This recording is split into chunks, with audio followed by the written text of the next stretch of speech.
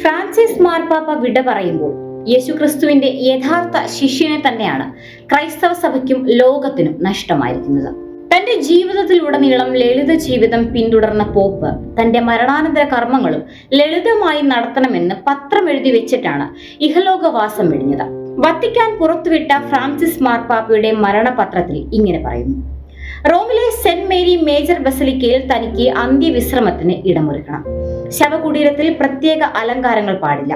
വത്തിക്കാനിലെ saint Peter's ബസലിക്കയിലാണ് മുൻ മാർപ്പാപ്പമാരിൽ ഭൂരിപക്ഷം പേരെയും അടക്കം ചെയ്തിരിക്കുന്നത്. എന്നാൽ അവരിൽ നിന്നെല്ലാം വ്യത്യസ്തനായ ഫ്രാൻസിസ് മാർപ്പാപ്പ അന്ത്യനിദ്രയുടെ കാര്യത്തിലും വ്യത്യസ്ത നിലപാടാണ് സ്വീകരിച്ചത്.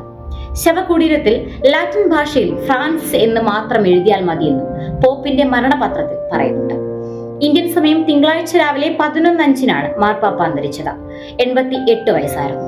ന്യൂമോണിയ ബാധിതനായി 38 ദിവസം ആശുപത്രിയിൽ കഴിഞ്ഞ അദ്ദേഹം കഴിഞ്ഞ മാസം 23 സ്വന്തം വസതിയിലേക്ക് തിരികെ എത്തിയത്.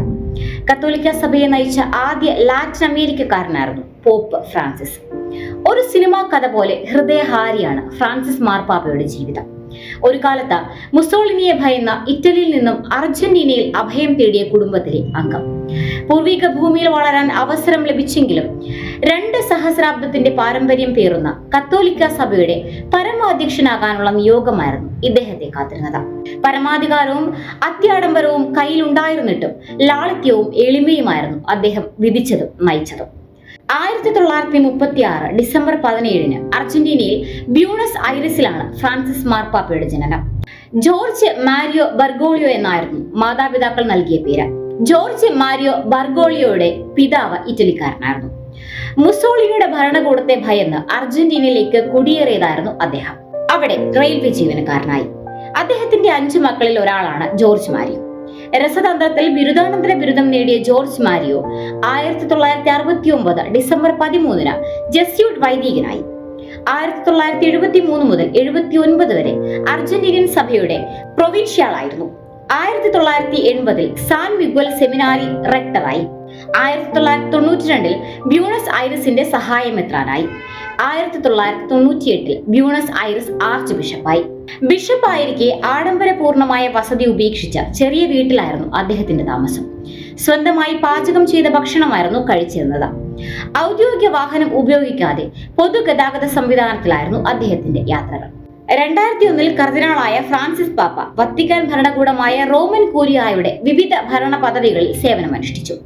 2005 അർജന്റീനയിലെ എപ്പിസ്കോപ്പൽ കോൺഫറൻസിന്റെ അധ്യക്ഷനായി. 3 വർഷത്തിന് ശേഷം ഇതേ പദവിയിൽ വീണ്ടും തിരഞ്ഞെടുക്കപ്പെട്ടു. അദ്ദേഹത്തിന്റെ നേതൃപാടവത്തിനുള്ള അംഗീകാരമായിരുന്നു അത്.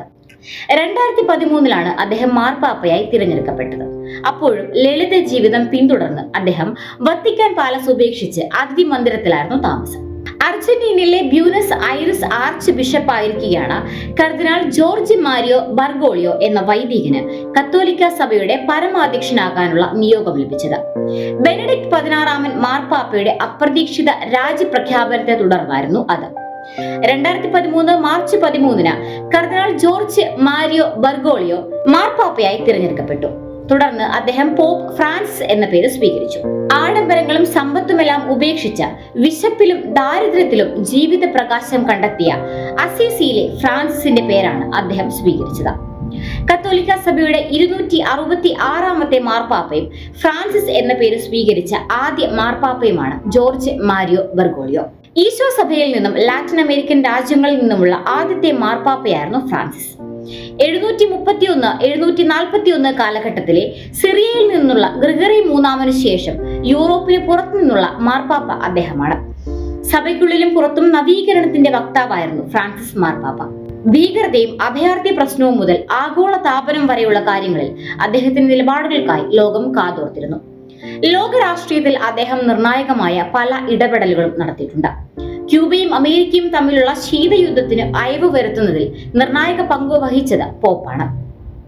അഭയാർത്ഥികളോടുള്ള മുഖം തിരിക്കാനുള്ള യൂറോപ്പിന്റെ പ്രവണതയെ അതിരൂക്ഷമായിട്ടാണ് അദ്ദേഹം വിമർശിച്ചത്.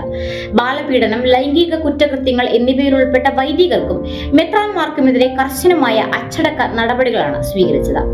സഭാഭരണത്തിൽ വനിതകൾക്ക് പ്രാതിനിധ്യം നൽകുന്നതിലും ഭിന്ന ലൈംഗിക വിഭാഗങ്ങളുടെ അവകാശങ്ങൾ അംഗീകരിക്കുന്നതിലും മുൻകൈയെടുത്ത പോപ്പ് വധശിക്ഷ ഒഴിവാക്കണമെന്ന ആഹ്വാനവും നടത്തിയിരുന്നു.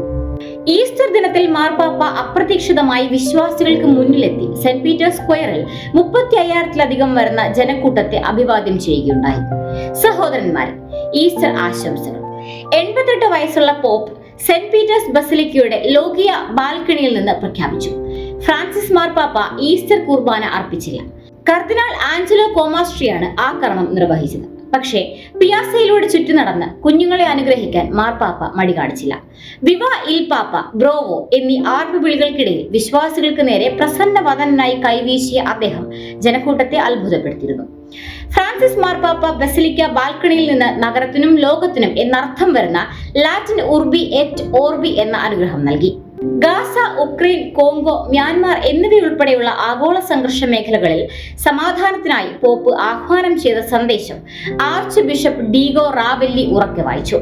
യുദ്ധം ചെയ്യുന്ന രാജ്യങ്ങളോട് ഞാൻ അഭ്യർത്ഥിക്കുന്നു, വെടിനിർത്തൽ പ്രഖ്യാപിക്കുക, ബന്ദികളെ മോചിപ്പിക്കുക, സമാധാനപരമായ ഭാവി ആഗ്രഹിക്കുന്ന പട്ടിണി കിടക്കുന്ന ജനതയെ സഹായിക്കാൻ മുന്നോട്ട് വരിക. ഗാസയിലെ മാനുഷിക പ്രതിസന്ധിയെ പരാമർശിച്ചുകൊണ്ട് അദ്ദേഹം സന്ദേശത്തിൽ പറഞ്ഞു. കുടിയേറ്റക്കാരോടും പാർശ്വവൽക്കരിക്കപ്പെട്ടവരോടും അനുകമ്പയും അദ്ദേഹം അഭ്യർത്ഥിച്ചു. ഈ ദിവസം നാം എല്ലാവരും പുതുതായി പ്രത്യാശിക്കണമെന്നും നമ്മിൽ നിന്ന് വ്യത്യസ്തരായവർ ഉൾപ്പെടെ മറ്റുള്ളവരിലുള്ള വിശ്വാസം പുനരുജ്ജീവിപ്പിക്കണമെന്നും ഞാൻ ആഗ്രഹിക്കുന്നു. കാരണം നാം എല്ലാവരും ദൈവത്തിന്റെ മക്കളാണ്. മാർപ്പാപ്പ സന്ദേശത്തിൽ ഇങ്ങനെ പറഞ്ഞു. ഫെബ്രുവരി 14 മാർപ്പാപ്പയെ റോമിലെ ജമേലി ആശുപത്രിയിൽ പ്രവേശിപ്പിച്ചത്. റോമിലെ ജമേലി ആശുപത്രിയിൽ ചികിത്സയിലിരിക്കെ ഫ്രാൻസിസ് മാർപ്പാപ്പ മരണത്തിന്റെ വക്കോളം എത്തിയിരുന്നെന്ന് പിന്നീട് ഡോക്ടർ വെളിപ്പെടുത്തിയിരുന്നു. ഫെബ്രുവരി 28 മാർപ്പാപ്പയുടെ ആരോഗ്യനില അതീവ ഗുരുതരമായിരുന്നുവെന്ന് അദ്ദേഹത്തെ ചികിത്സിച്ച ഡോക്ടറുടെ വെളിപ്പെടുത്തലുമുണ്ടായി. ചികിത്സ അവസാനിപ്പിക്കാൻ പോലും ഒരു ഘട്ടത്തിൽ ആലോചിച്ചിരുന്നെന്നും ഡോക്ടർ സെർജിയോ അൽഫിയേരി വ്യക്തമാക്കി. വത്തിക്കാനെ കൂടുതൽ ജനകീയമാക്കാനും ആഗോളതലത്തിൽ സഭയിൽ കൂടുതൽ സാമ്പത്തിക അച്ചടക്കം കൊണ്ടുവരാനും ഫ്രാൻസിസ് മാർപ്പാപ്പ മുൻകൈയെടുത്തിരുന്നു. പല ഘട്ടങ്ങളിൽ വിവിധ രാഷ്ട്രീയ തലവന്മാരെ വിമർശിക്കാനും ഉപദേശിക്കാനും ഫ്രാൻസിസ് പാപ്പ മറന്നില്ല. മാർപ്പാപ്പ എന്ന സ്ഥാനത്തിന് സാർവത്രിക ആദരവ് ഏറ്റുവാങ്ങിയാണ് അദ്ദേഹം കാലയവനികയ്ക്കുള്ളിൽ മറയുന്നത്.